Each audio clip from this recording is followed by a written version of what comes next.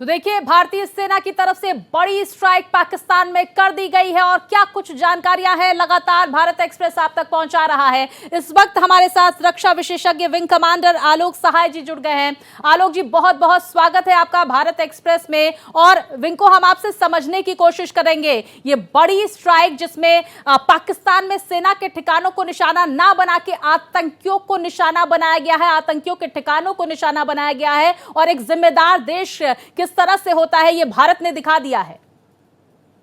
जी हाँ, ये बिल्कुल साफ है कि हमने अभी तक मैं कह रहा हूँ सिर्फ आतंकी ठिकानों पर हमले किए हैं और ये हमले जो है बड़े सटीक हुए हैं क्योंकि हमने रियल टाइम मॉनिटरिंग की थी, उनकी ड्रोन से मॉनिटरिंग की थी, सैटेलाइट से मॉनिटरिंग की थी। उन्होंने पहलगाम अटैक के बाद उन्होंने टेररिस्ट ऑर्गेनाइजेशंस के अपने कई टेररिस्टों के जगह बदले थे, उनको कई दूसरी जगह शिफ्ट किया था।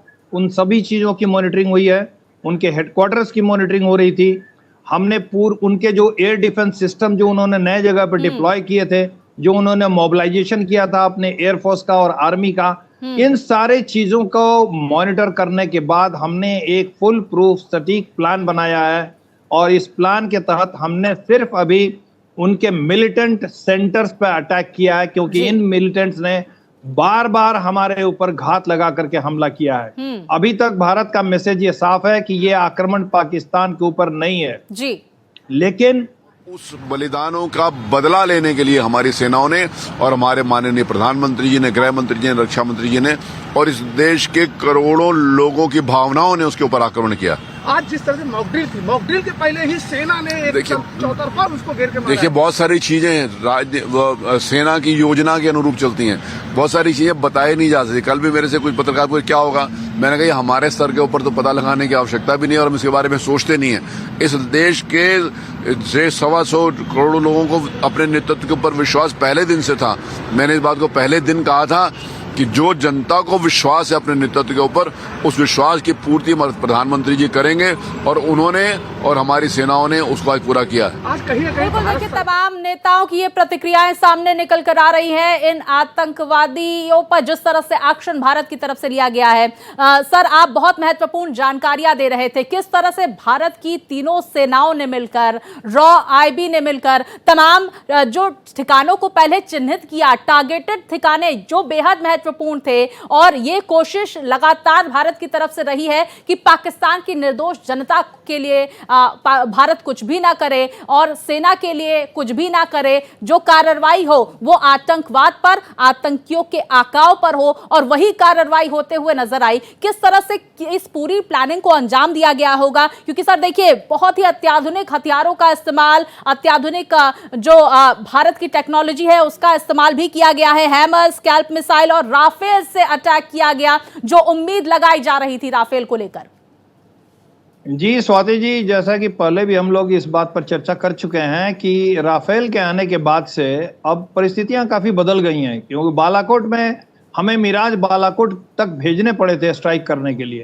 अब राफेल जब आ गया है और उसके राफेल की खूबी क्या है कि उसके अंदर ऐसे एमुनिशंस हैं जैसे स्कैल्प है, हैमर है, तो ये काफी इनकी मारक क्षमता काफी लंबी है। तो इसके लिए कई ऐसे सेंटर्स है पाकिस्तान के मिलिटेंट सेंटर्स जिसको मारने के लिए हमको पाकिस्तान में अब घुसने की जरूरत नहीं है, हम अपने अंदर से ही मार सकते हैं। इसके अलावा हमारे पास और भी बहुत सारे एडवांस किस्म के हथियार हैं जिनकी चर्चा पब्लिक प्लेटफॉर्म पे हम बार बार नहीं करना चाहते हैं और लोग करते भी नहीं है, जिनका हम इस्तेमाल कर रहे हैं और करेंगे।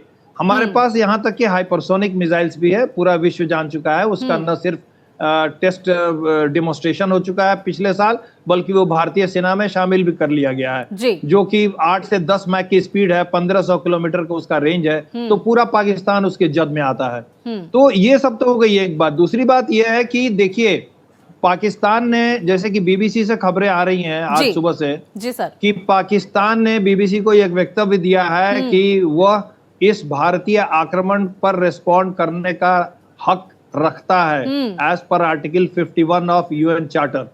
तो पाकिस्तान, और ये कब और कहां हम कैसे आक्रमण करेंगे ये अब हम तय करेंगे। तो पाकिस्तान रिटेलिएटरी एक्शन लेगा जरूर, जैसा कि मैं समझता हूं, उसकी वो अपनी आदत से बाज नहीं आएगा। अब उसका रिटेलिएशन किस लेवल का होता है, उस पर हमारा जवाब क्या होगा। ये retaliation and counter retaliation spiral out होके किस स्तर तक युद्ध को ले जाएगा, ये तो अब आने वाला समय ही बताएगा। बिल्कुल इसके आने वाला लिए- समय बताएगा सर, लेकिन देखिए हमारी भारतीय सेना पूरी तरह से सशक्त है और भारतीय सेना इसका माकूल जवाब देगी। पूरे देश की सुरक्षा व्यवस्था बढ़ा दी गई है और पाकिस्तान की इस कदर हैसियत नहीं है कि कोई बड़ा एक्शन ले, क्योंकि लगातार हर एक बड़े देश का सपोर्ट भी भारत को मिल रहा है इस आतंकवाद पर कार्रवाई को लेकर।